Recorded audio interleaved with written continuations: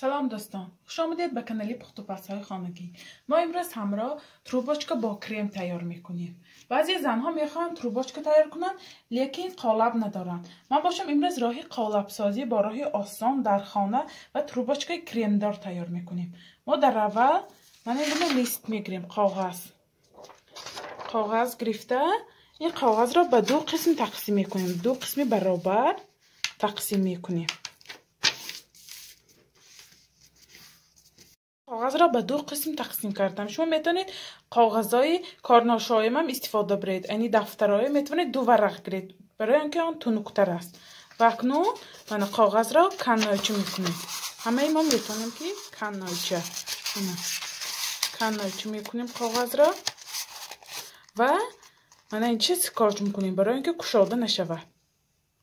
کنایچه را سکاچ کردم و اکنون من جای لازمش را به درون قد میکنیم.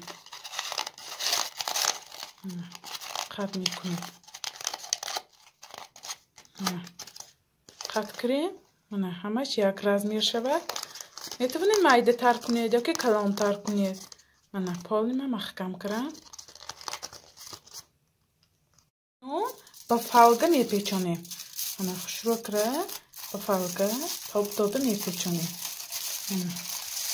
داده پیچاندیم و اکنون جاهای نالازمش رو به درونش تخم میکنیم. میبینید چقدر قالبی خوشرو تیار شد. شما اینو میدونید چند بار استفاده برید. فلگه در علاب تماما نمیسوزد. بسیار خوشرو قالبی ما تیار شد و اکنون تروباچکا تیار میکنیم.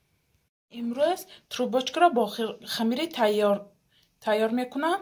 من خمیر بیدراژ گرفتم. به نهایت برای تروباچکا خوشرو و مزهش نغز میشه. برای همین من خمیر بیدراژ گرفتم. باید شما هم خمیر بیدراژ استفاده برید برای تروباچکا. به نهایت تروباچکاش ما خوشرو تیار میشه.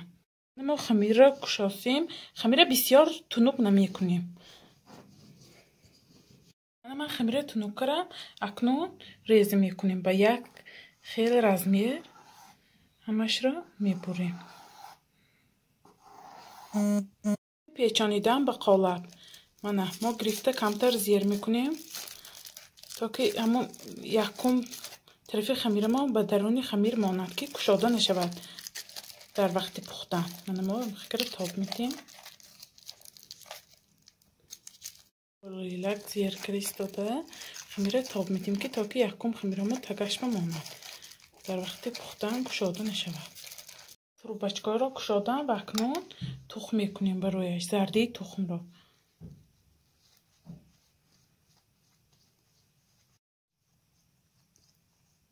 نو به مدت 10-15 دقیقه به 220 درجه به تفتان میگذاریم. چگونه میبینید تروباچکای ما پختن و اکنون از قالب میگیریم.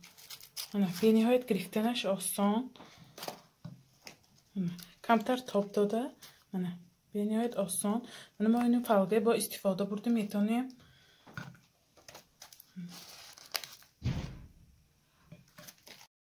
و اکنون تروباچکامان رو کرم میکنیم. من این گونه سلیفکی کرم کردم تیار کردم الکی. ویدیوش در کانال است. حتما بینید چخیل تیار میشه.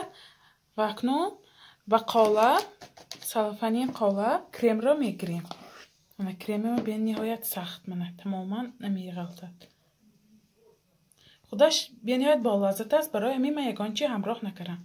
شما میتونید ملکا یا که مسله همراه کنید. یکی خودش هم به نهایت با لذت. من سلیفکا را گرفتم. اول یک دو گل مانده. میبینیم چه خیلی با این سلیفکا گل تیار میشود. بیا ملال به تارتا گل مانده. میتونید رنگ همراه کردیم.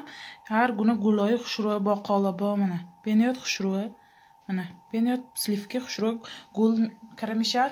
یگان خیلی آب نمیشد. به نهایت سخت خیلی خوشرو میایستد.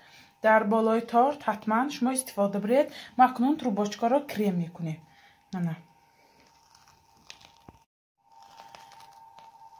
شما میتونید هم تو سلفانای هم تو که هم کرم میتونید یا قاشق کرم میتونید. بسیار خوشرو کریمش تماما نمیغلطد. بسیار خوشرو.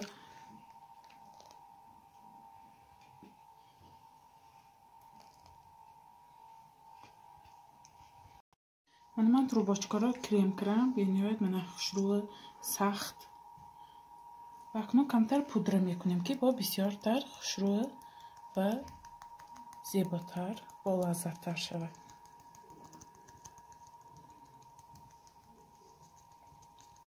چگونه میبینید تروبیچکای ما به نهایت خوشرو و با لذت تیار شدن.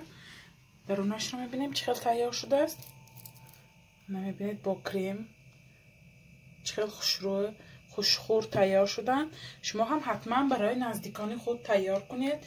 کانال ما را دستگیری کنید، پادپیساتسیا کنید و یار و دوستان را دعوت کنید. خیر تا ویدیوهای آینده در پناه خدا باشید.